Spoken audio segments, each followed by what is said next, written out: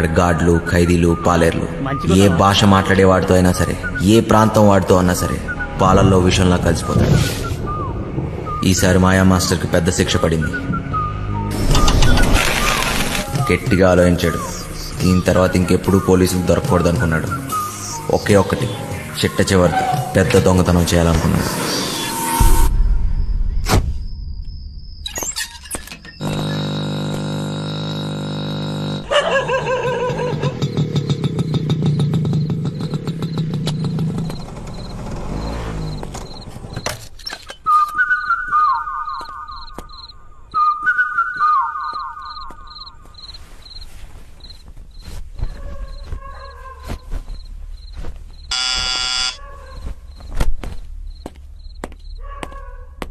ఎవరో? ఏమీ కర్నూలా?